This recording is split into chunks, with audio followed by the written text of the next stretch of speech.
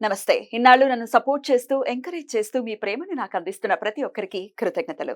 అలాగే ఈ వీడియో కూడా ఖచ్చితంగా మీకు ఉపయోగపడుతుంది. లైక్, షేర్ అండ్ సబ్స్క్రైబ్ చేసి మీ సపోర్ట్‌ని నాకు అందించండి. అలాగే ఈ వీడియో పట్ల మీకున్న అభిప్రాయాన్ని కామెంట్ సెక్షన్‌లో కామెంట్ చేసి తెలియజేయండి.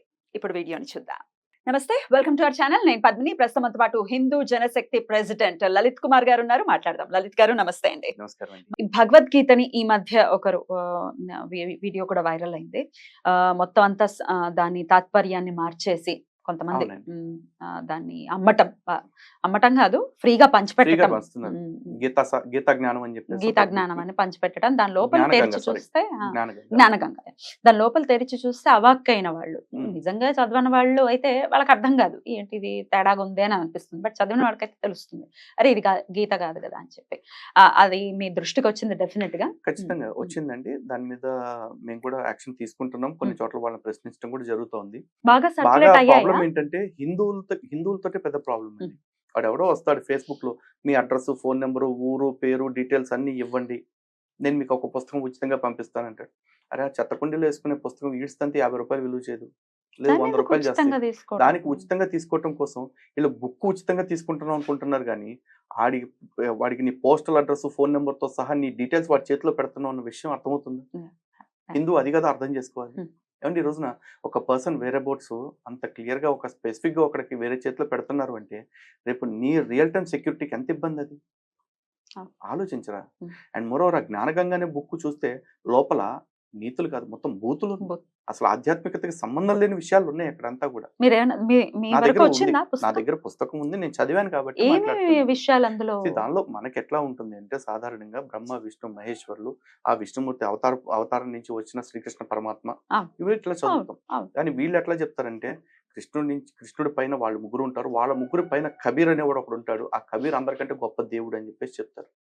అవును, ఈ పుస్తకంలో ఉందా ఈ ఇది? పుస్తకంలో ఉంది, జ్ఞానగంగ పుస్తకంలో ఉందండి. వామ్మో! ఇక్కడ జ్ఞానగంగ ఒక్కటే కాదు, భగవద్గీతను వక్రీకరిస్తూ వచ్చిన పుస్తకం. ఆ. ఈ రోజున బ్రహ్మకుమారి అని ఒక సంస్థ ఉంది. వాళ్ళు ఒక భగవద్గీతను ప్రచారం చేస్తా ఉన్నారు. వాళ్ళు చెప్తున్న ప్రచారం ప్రకారం ఏంటి, భగవద్గీత అనేది కృష్ణుడు చెప్పింది కాదు, శివుడు కృష్ణుడికి నేర్పించాడు అని చెప్పేసి చెప్తున్నారు. అదేంటి అదేంటి? అసలు ఎవరు కృష్ణుడు? వీళ్ళు ఏమంటారు, పోనీ శివుడు గొప్పవాడు అంటే శివుడు గొప్పవాడే కానీ శివుడు పక్కన అమ్మవారు ఉండదట. అదేంటి? శివుడు అంటే మాత్రం శాక్తేయున్ వాళ్ళు ఇది చేయరు, అసలు కన్సిడర్ చేయరు. శాక్తేయం గురించి కూడా కాదండి వాళ్ళ ఆ. ప్రాబ్లం. శైవము శాక్తేయం కూడా కాదు. శక్తిని కన్సిడర్ కాదు చేయరు. కాదు వాళ్ళు కన్సిడర్ చేస్తారు. వాళ్ళు ఎట్లా, శంకరుడు భార్య పార్వతి. శంకరుడు భార్య పార్వతి ఎందుకంటే శంకరుడికి కామ వికారాలు ఉన్నాయి కాబట్టి స్త్రీని పొందాడు. శివుడికి వికారాలు లేవు కాబట్టి శివుడు బ్రహ్మచారి, శివుడికి ఎటువంటి వివాహాలు లేవు అంటారు. శివుడు వేరు, శంకరుడు వేరు అంటారు. కానీ ఇక్కడ ఒకటే, శివుడు అంటే లింగ రూపధారి, శంకరుడు అంటే శరీరధారి. ఇంతవరకు చూస్తే సార్ ఓకే. నాకు కన్ఫ్యూజన్ ఉంది సార్. వీళ్ళు చెప్తున్న ప్రచారం అంతే అండి. షాక్ కొట్టింది. వీళ్ళు చెప్తున్న ప్రచారం ఏంటంటే శివుడు వేరు, అవును. శంకరుడు వేరు, విష్ణువు వేరు, బ్రహ్మ వేరు. ఈ బ్రహ్మ అంటే ఎవరు అంటే వీళ్ళ ప్రజాపతి బ్రహ్మకుమారి సంస్థను స్థాపించిన దాదా లేఖరాజ్ బ్రహ్మదేవుడట. అండ్ ఇంకోటి ఏంటంటే వాళ్ళు చెప్తున్న వర్షనే బ్రహ్మ అంటే ఎవరో కాదండి, బైబిల్లో చెప్తున్న ఆదాము బ్రహ్మదేవుడు అని చెప్పేసి చెప్పారు. వాళ్ళు పోస్టర్లు వేసుకుని ప్రచారం చేస్తున్నారు. బ్రహ్మకుమారి సెంటర్కి ఇప్పుడు వెళ్తే వాళ్ళ దగ్గర ఉన్నాయి, నా దగ్గర ఆ బుక్స్ అన్ని ఉన్నాయి, నేను వాళ్ళ బుక్స్ అన్ని చదివిన, వాళ్ళ సాహిత్యం మొత్తం. బైబిల్లో చెప్పిన ఆదాము బ్రహ్మదేవుడు, వీళ్ళు ఏం అవ్వ ప్రచారం సరస్వతి, చేస్తున్నారు? ఇట్లా చెప్తున్నారు వాళ్ళు. వీళ్ళు భగవద్గీతను వక్రీకరిస్తారు. ఇదే భగవద్గీతని త్రైత సిద్ధాంత భగవద్గీత అని చెప్పేసి అంటారు. మొత్తం మనకి 700 శ్లోకాల భగవద్గీత ఉంటే అందులో 584 శ్లోకాలు కృష్ణ పరమాత్మ చెప్తే వీళ్ళు 578 శ్లోకాలతోటి ఒక బుక్ ప్రింట్ చేసి ఇది త్రైత సిద్ధాంత భగవద్గీత అని చెప్పేసి చెప్తున్నారు. ఏంటుంటుంది దాంట్లో? భగవద్గీత శ్లోకాలే ఉంటాయి, కానీ దానికి వాళ్ళు ఇస్తున్న డెఫినేషన్స్ వేరే ఉంటాయి. సారాంశం, వీళ్ళు హిందూ అనే పదాన్ని ఒప్పుకోరు, హిందూ అంటారు. ఇండస్ వ్యాలీ నుంచి వచ్చింది హిందూ అంటారు. హిందూ అంటే జ్ఞానము అని చెప్పేసి చెప్తున్నారు. ఇండస్ వ్యాలీ గురించి కూడా కదా, ఇండస్ వ్యాలీ నుంచి వచ్చిందంటే మనకి సింధు నది పరివాహ ప్రాంతం నుంచి వచ్చిన వాళ్ళు కాబట్టి సింధు అనొచ్చు. అప్పుడు హిందూ ఏంటి? హిందూ అంటే వీళ్ళు వాళ్ళకి నచ్చిన భగవద్గీతను వాళ్ళు రాసుకుని ఎవరికి వాళ్ళు హిందువుల్ని కన్ఫ్యూజ్ చేస్తున్నారు. ఇదంతా కూడా కారణం ఏంటంటే పాషండ మతాల వాళ్ళు నేరుగా హిందువుల్ని గెలవలేక ఇలాంటి తప్పుడు వ్యక్తుల ద్వారా కొంతమంది చేత హిందువుల్ని కన్ఫ్యూజ్ చేస్తున్నారు. ఎందుకంటే వాళ్ళ సిద్ధాంతం అదే, when you can't convince confuse. ఇది పాశ్చాత్యుల సిద్ధాంతం. ఇప్పుడు ఇలా కన్ఫ్యూజ్ చేయడం కోసం రకరకాల భగవద్గీతల పేరుతోటి తీసుకువచ్చి హిందువుల్ని మోసం చేస్తున్నారు. హిందువుల్ని మనం అప్రమత్తం చేయడం కోసం మన శక్తివంచన లేకుండా కృషి చేస్తున్నాం. దానిలో భాగంగానే మీరు ఇలాంటి మంచి ప్రశ్న అడగటం జరిగింది. కానీ మనలాంటి వాళ్ళు చెప్పేవాళ్ళు ఎంతమంది? మనం చెప్తే 1,00,000 మందికి రీచ్ అవుతుంది, కానీ వాళ్ళు 1,00,000 మంది చెప్తున్నారు. ఒక్కొక్కడు Exactly. 10 మంది చెప్తుంటే Exactly. 10 లక్షల మందికి రీచ్ అవుతుంది. Exactly.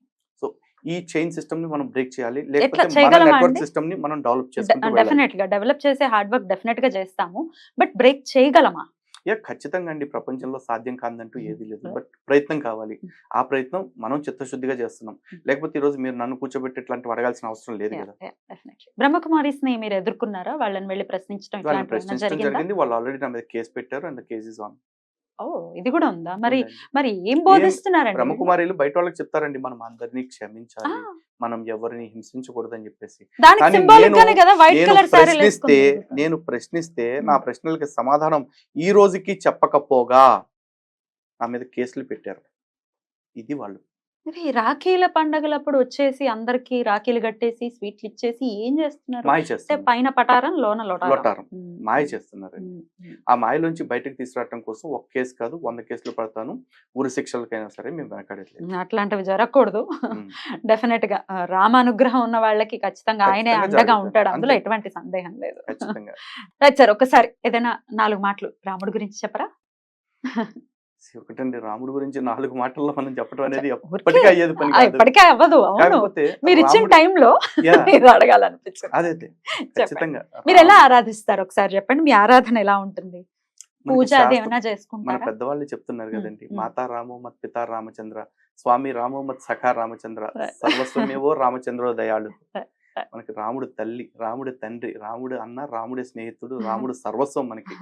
ఆ సర్వస్వమైన రాముడి గురించి ఒక్క మాట చెప్పాలంటే ఎప్పటికీ అవ్వదు, ఎప్పటికీ 4 అవ్వదు. మాటల్లో చెప్పాలంటే కూడా అవ్వదు. ఆ, ఒక ఒక జన్మంతా జన్మ సరిపోదు. జన్మంతా మాట్లాడుకున్నా కూడా రాముడి గురించి సరిపోదు. రాముడు అనే పేరు గురించి చెప్తుంటేనే కళ్ళల్లో నీళ్ళు వస్తా ఉంటాయి. Right. అంత గొప్ప రామచంద్రుడు. మాట్లాడదాం, ఆ మాట్లాడదాం. రాముడి గురించి హా. ఏమని చెప్పను, హా. ఒక సత్యసంధత గురించి చెప్తామా. ఎట్లా రామాయణాన్ని ప్రతినిత్యం అధ్యయనం చేస్తారా? ఎలా ఉంటుంది మీ దినచర్యలో? లేదండి, భగవత్ ఆరాధనకి ఎంత సమయాన్ని కేటాయిస్తారు? ఒకసారి చెప్పండి. భగవద్ ఆరాధన ప్రత్యేకంగా అయితే నేనైతే ఉమ్. తక్కువేనండి. తక్కువ. ఎందుకంటే దేవాలయ దర్శనానికి నిత్యం ఏదో ఒక సమస్యల మీద వెళ్తూ ఉంటాం. ఉమ్, అందరూ దేవాలయంలో దేవుడిని కోరికలు కోరటానికి వెళ్తూ ఉంటారు. ఉమ్, మేము దేవాలయానికి ఎందుకు వెళ్తూ ఉంటాం అంటే దేవాలయాలకు వచ్చిన సమస్యలు తీర్చడానికి పోతూ ఉంటాం. అది రామాలయాలు ఉంటాయి, శివాలయాలు ఉంటాయి, అమ్మవారి ఆలయాలు ఉంటాయి, అన్ని ఉంటాయి. ఉమ్. బట్ ఎన్ని గ్రంథాలు ఉన్నా అన్నిటికంటే స్పెషల్ ఏంటి అంటే ఖచ్చితంగా రామాయణమే. రామాయణం. ఎందుకు అంటే ఉమ్. రామాయణంలో మొత్తం ఆ చివర ఒక అక్షరం నుంచి చివరి అక్షరం దాకా ఏది చదువుతున్నా సరే అదో తెలియని పులకరింత. ఎన్నిసార్లు చదివినా కొత్తగానే ఉంటుంది. రామాయణం మాత్రమే కాదు, రామాయణం గురించి ఇతరులు రాసిన గ్రంథాలు కూడా నిత్యం చదువుతూనే ఉంటాం. అవును. కాబట్టి నిత్యం రాముడిని మేము స్మరిస్తూనే ఉంటాం. అండ్ మోరోవర్ ఎవరినన్నా పలకరించాలంటే కూడా అందరూ నమస్కారాలు అంటారు, లేకపోతే నమస్తేలు అంటారు, హాయ్ హలో గుడ్ బై ఇట్లాంటివి చెప్తా ఉంటారు. మేము ఒకటే చెప్తాం, మాకు పలకరింపైనా జై శ్రీరామ్, వీడుకోలైనా జై శ్రీరామ్, జై శ్రీరామ్. అద్భుతం. ఎట్లా అండి గ్రంథ పఠనం? ఇప్పుడు మీరు మాట్లాడే దాంట్లో మీరు తీసుకునే మీరు ఆ శ్లోకాలు చెప్పటం కూడా జరుగుతూ ఉంటుంది. డెఫినెట్ గా గ్రంథ పఠనం చేస్తే తప్ప ఇది సాధ్యపడేటటువంటి విషయం కాదు. ఎట్లా కొంత సమయాన్ని కేటాయిస్తూ ఉంటారా ప్రతిరోజు గ్రంథ ఖచ్చితంగా అండి. అయితే హిందూ గ్రంథాలు చదివేటప్పుడు అందరికి ఒక విషయం చెప్పాలండి. మంచి క్వశ్చన్ అడిగారు కాబట్టి చెప్తాను. చాలా మంది ఏమనుకుంటారంటే హిందూ గ్రంథాలన్నీ కూడా సంస్కృతంలో ఉంటాయండి, ఆ శ్లోకాలు మనకు గుర్తుండవు, నోరు తిరగమంటారు. సంస్కృతం నోరు తిరగాల్సిన అవసరం లేదు. ఎందుకంటే సంస్కృతం చదవలేని పక్షంలో దాని పక్కనే తాత్పర్యం వస్తున్నాయి ఇప్పుడు తెలుగులో. దాని తాత్పర్యం చదువుకోండి. మీరు శ్లోకాలని బట్టి పట్టాల్సిన అవసరం కూడా లేదు. దాని తత్వాన్ని అర్థం చేసుకోండి. ఆ తత్వం అర్థమైందంటే చాలు. ఎందుకంటే ఆ తత్వాన్ని అర్థం చేసుకోవటం ఎట్లా అంటారు, ఎక్కడైనా సరే రామాయణాన్ని ఒక కథలాగా చదువుకుంటూ వెళ్తున్నప్పుడు కొన్ని మనకి అభ్యంతరకరంగా లేకపోతే బాధ కలిగించేలాగా అనిపిస్తాయి. అలాంటివి వచ్చినప్పుడు ఒక్కసారి కవి హృదయాన్ని పెట్టి ఆలోచించండి, వాల్మీకి హృదయాన్ని పెట్టి ఆలోచించండి, ఎందుకు ఇలా జరిగి ఉంటుంది అని. ఎందుకంటే వాల్మీకి తన సొంత పైత్యాన్ని రాయలేదు. వాల్మీకి స్వయంగా రామాయణం జరుగుతున్న కాలంలో దాన్ని దర్శిస్తూ రాశారు. అండ్ మోరోవర్ రామాయణం మాత్రమే కాదు, ఏ హిందూ గ్రంథంలో అయినా సరే చదువుతున్నప్పుడు మీకు అట్లాంటివి అనిపిస్తే ఒకటే గుర్తుపెట్టుకోండి, సనాతన గ్రంథం చెడు చెప్పదు. ఒకవేళ ఏదన్నా చెడు సంఘటనల గురించి చూపిస్తే ఆ సంఘటన పూర్తిగా చదవండి. ఆ సంఘటన చదివే క్రమంలో మీకే తెలుస్తుంది అది చేసింది రాముడైనా, శివుడైనా, కృష్ణుడైనా, విష్ణువైనా, ఇంద్రుడైనా, ఎవరైనా సరే అది మీకు తప్పుగా కనిపిస్తుందంటే ఆ తప్పు తర్వాత వాళ్ళు ఆ శిక్షణ అనుభవంలో ఉన్న తత్వాన్ని, సారాన్ని అర్థం చేసుకోవాలి. అండ్ మోరోవర్ ఇంకోటి ఏంటంటే సనాతన ధర్మం ఎప్పుడు కూడా 5 రకాలుగా ఉంటుందండి. 1 spiritual, 2 psychological, 3 physical, 4 social, 5 technical. ఈ 5 కారణాలు మనకు ప్రతి దానిలో కూడా ఉంటాయి. ఏదన్నా మీకు ఒక చోట అనుమానం వచ్చినప్పుడు లేకపోతే అభ్యంతరకరంగా అనిపించినప్పుడు ఈ 5 యాంగిల్స్లో ఆలోచించండి, మీకే స్ఫురణ వస్తుంది. ప్రతి గ్రంథాన్ని ఆ విధంగా చదివితే సనాతన గ్రంథాల్లో ఏ ఒక్క చోట కూడా మీకు తప్పు అనేది కనపడదు. రైట్. మరొకసారి మీ సమయాన్ని ఇచ్చినందుకు చాలా చాలా కృతజ్ఞతలండి. ఇలాగే మీరు వెళ్తున్నటువంటి ఈ జర్నీలో ఎన్నో ఆటుపోటులు ఉన్నప్పటికీ రామరక్ష ఎల్లప్పటికీ మీ మీద ఉండాలని మనస్ఫూర్తిగా కోరుకుంటూ thank you so much sir. నమస్తే. నమస్తే.